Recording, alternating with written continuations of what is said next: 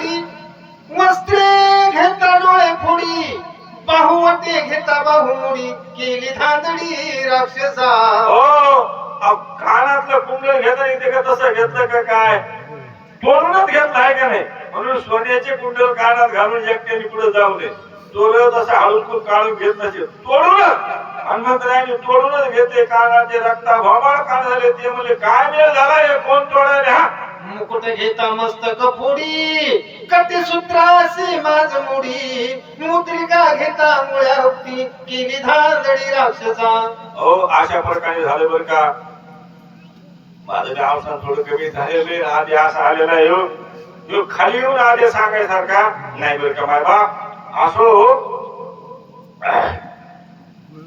कंठमाळा घेता कंठ मुरडी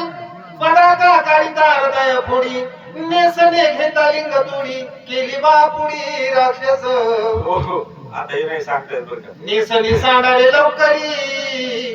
नातरी लिंग राहिल बाहेरी नपुशंक ते संसारी कैच्या परी शोषल हो पायी मित्र विद्राशी पूर्ण तयासाठी मुडी चरण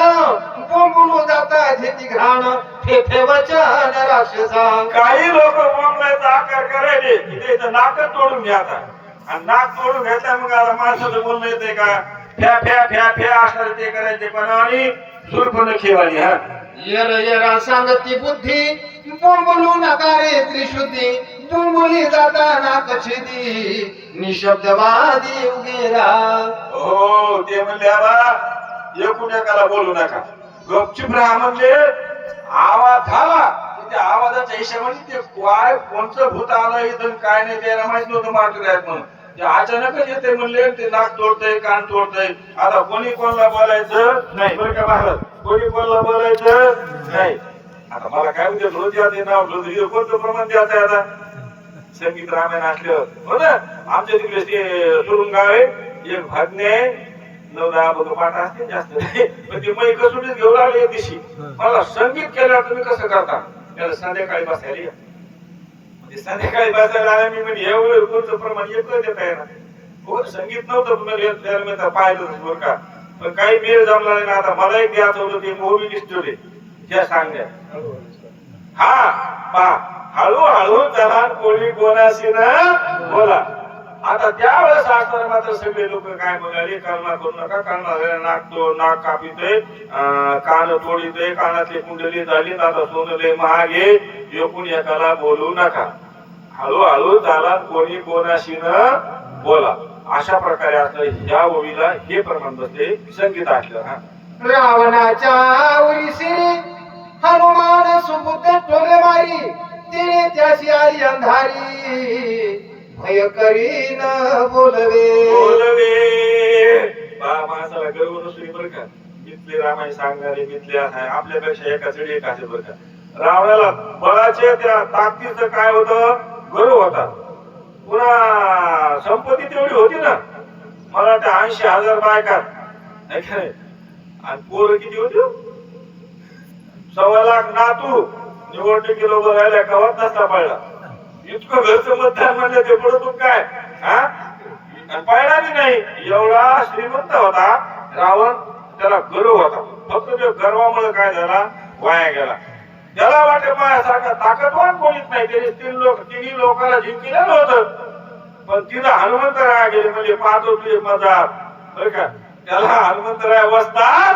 भेटले हा अंधारी न दिसे व्यक्त अंगी वाजती आघात तिने भयंकरात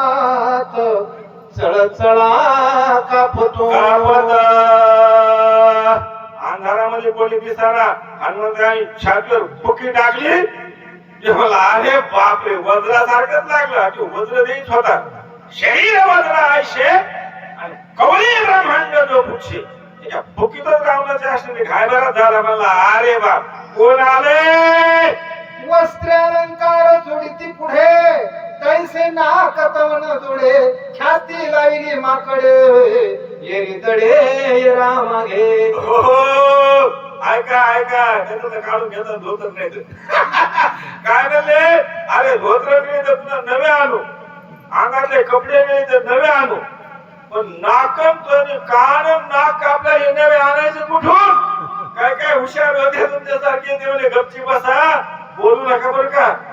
जो बोलिला घटिकार ती विघ्न आले दुस्तर सीता शोभली साचार दशशिर वदार्थी वधारते बरं का. जो घरटीकार असणारा ते शिवत्योज म्हणले मधातले लोक म्हणले तेच खरे, पण आपला राजा रामाला असणारा ऐकत नाही. आता तिथं तो राजा होता ना, राजाच्या पुढे पर्यंत काही चलत नाही, तो ऐकत नाही म्हणजे, पण घरटीकार म्हणतोय तेच बरोबर आहे म्हणले. आणि सीता शोभलेली, सीतेला राग आलेला आहे, अशा प्रकारे असणारे एकमेकाला बोलू लागले. त्यांनी सीता दोरून आणल्यापासूनच असं आपल्या लंकेत व्हायला लागलेले. जानकी कुपुण्यात होता तिने सुडिला पुच्छकेत रावण मेला की जित कोणी माता न सांगे. हो, सीता कोपली म्हणले आणि केतू सोडला म्हणले. कसा केतू आहे? शक्तीचा केतू आहे. रावण मेला का चिता म्हणले? काही बाहेर म्हणू लागले. कुठे गेला देव काळ तोंडिया? रावण निमाला अंधारी विघ्न आले त्यावरी बोंब पडली सभे माझारी हे पामरी राक्षसी. हो,